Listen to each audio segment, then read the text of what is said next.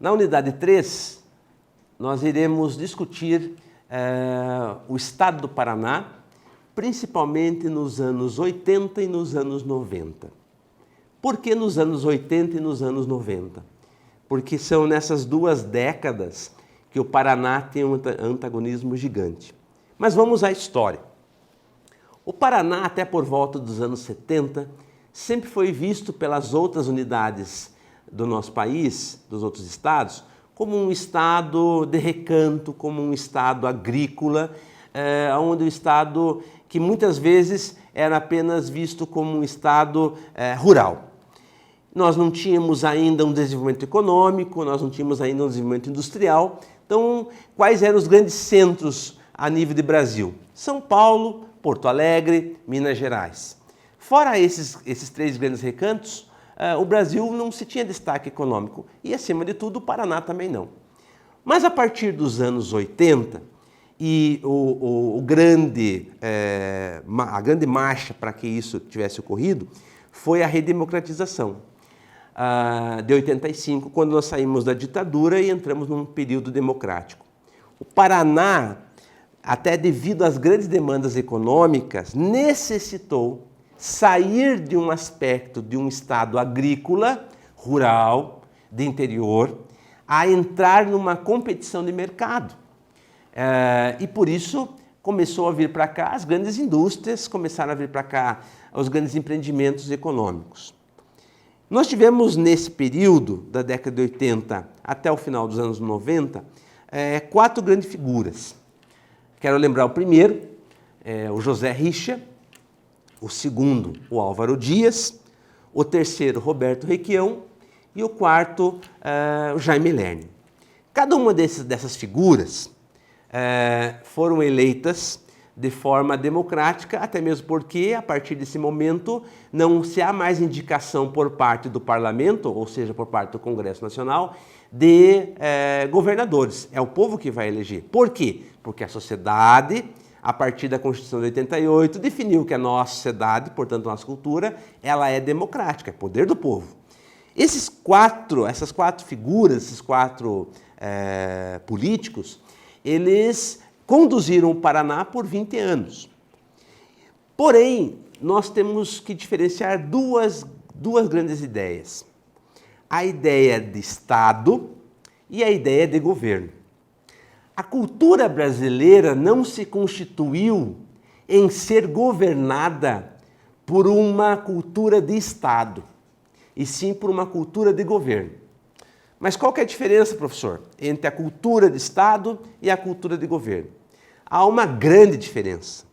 A cultura de Estado, ela obedece o que aquela sociedade definiu para guiar os seus rumos. Então, se a minha sociedade definiu que o meu grupo vai ser guiado pelos ideais democráticos, toda a ação de qualquer governante que esteja no poder necessariamente tem que ser pelos ideais democráticos. Se a minha sociedade definiu que o meu grupo será ordenado pelos princípios autoritários, então todo governante que assumir o poder terá como missão fazer esse governo através de autoritarismo. E o governo, o que é o governo? O governo, ele independe da cultura local. Então, enquanto um poder de Estado, ele governa pela cultura daquela sociedade, a forma de governar pela ideia de governo, ela governa pela ideia do sujeito. Vou simplificar isso. Eu posso governar a minha escola partindo dos princípios e da cultura da minha escola. Então, o que eu fizer dentro da minha escola, eu vou estar fazendo a partir da cultura da minha escola. Que tipo de governo é esse? Seria um governo de Estado. Porque eu não estou colocando os meus ideais, as minhas ideias em prática, e sim as ideias daquela cultura. Agora, eu posso governar a escola também usando a minha cultura, o meu olhar, a minha forma de entender e desrespeitando a cultura daquele local. Então, eu estou fazendo um poder de governo. A cultura brasileira se fez muito mais em cultura de governo do que cultura de Estado. Isso é muito fácil de entender quando nós temos trocas de partidos e troca de poder. Quando nós temos uma troca de governador, nós temos uma forma de gerir aquele espaço diferente. Quando eu tenho uma troca de presidente da República, eu tenho uma forma de gerir aquele país de forma diferente. Mas por que não existe uma continuidade de um para o outro? Porque não se tem a cultura de Estado e sim cultura de governo. Principalmente porque cada sujeito que está à frente de um poder quer deixar a sua marca. Ele não quer legitimar a cultura daquele espaço, mas sim quer legitimar a cultura que ele entende como sendo cultura. Então, quando eu estou dentro de uma gestão escolar, estou desempenhando essa função ou estou colaborando na equipe da gestão escolar da minha unidade, eu tenho que entender que nós optamos por uma cultura coletiva, portanto, não existe espaço para que o meu individual sobressaia sobre o coletivo. Eu posso opinar, mas o meu opinar tem que ser entre as várias opiniões que ocorreram. Não pode ser a primeira e a única. Nesse sentido, esses 4 governadores que eu elenquei acima, eles tentam, na verdade, fazer essa troca entre poder de Estado e poder de governo, né? Alguns com mais ênfase, outros com menos ênfase. Mas nesse sentido surge uma figura muito importante. Aliás, já foi importante desde a época que antecedeu a democracia no Brasil em 85, que é o sindicato. Que sindicato é esse? Em particular, aqui no Paraná, já que estamos tratando do Paraná, a APP Sindicato. A APP Sindicato é o primeiro sindicato de professores do Brasil reconhecido a nível das grandes agências que articulam a educação e, acima de tudo, legitimada pelos próprios que participavam dela. A APP Sindicato, no Paraná, teve um papel fundamental, principalmente em reforçar os princípios de democracia.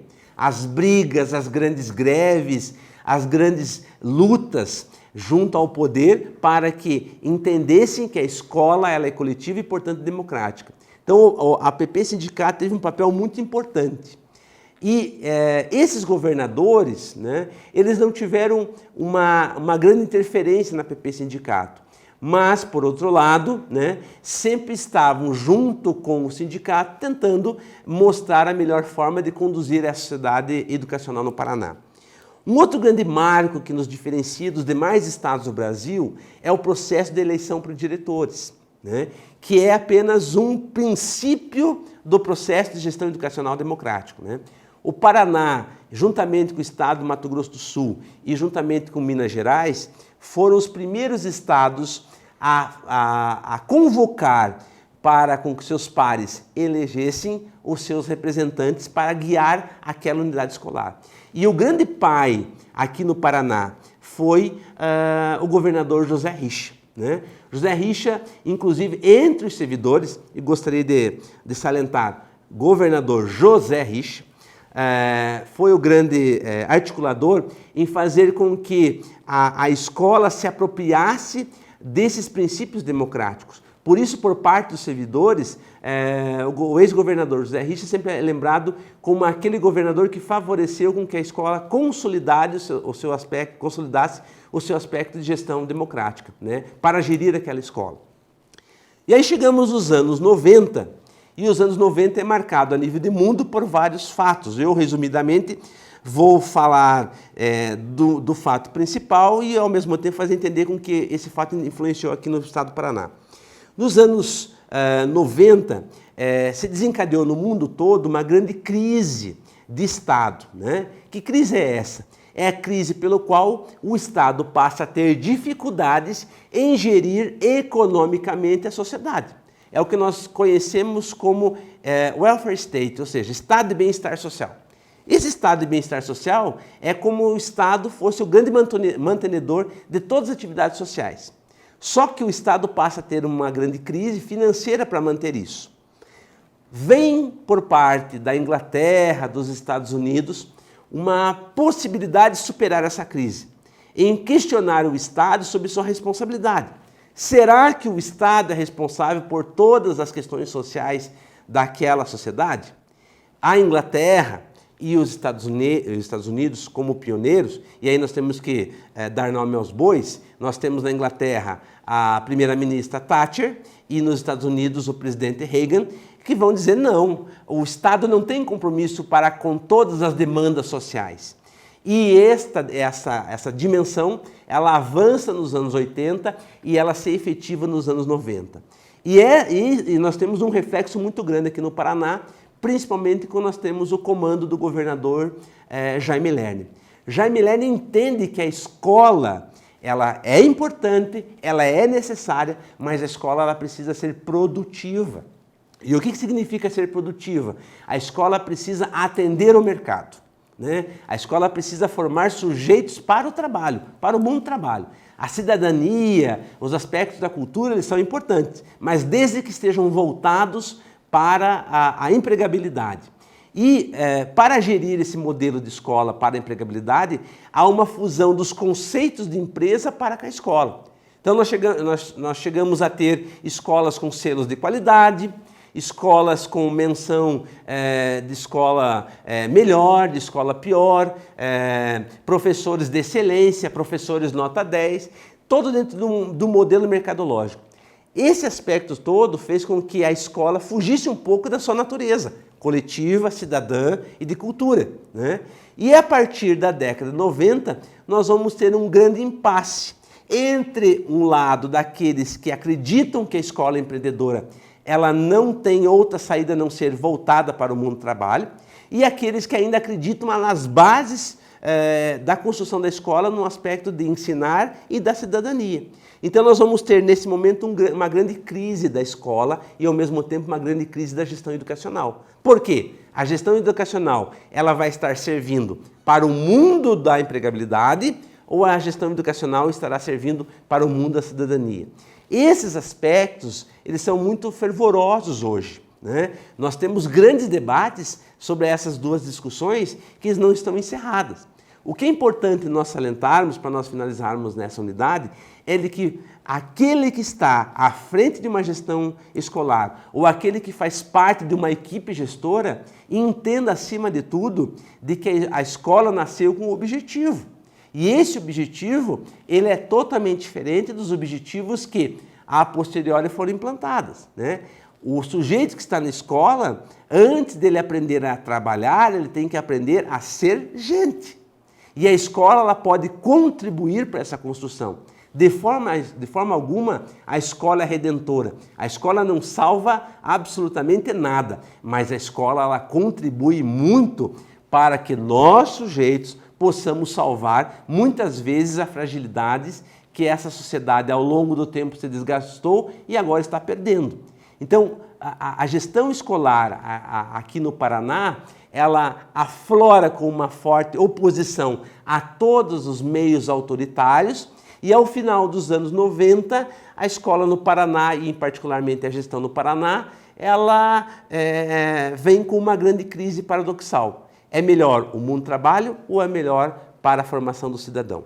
Esses aspectos e tantos outros vão ser abordados com certeza nos textos que estão sugeridos ao longo da nossa disciplina e ao mesmo tempo nas videoaulas.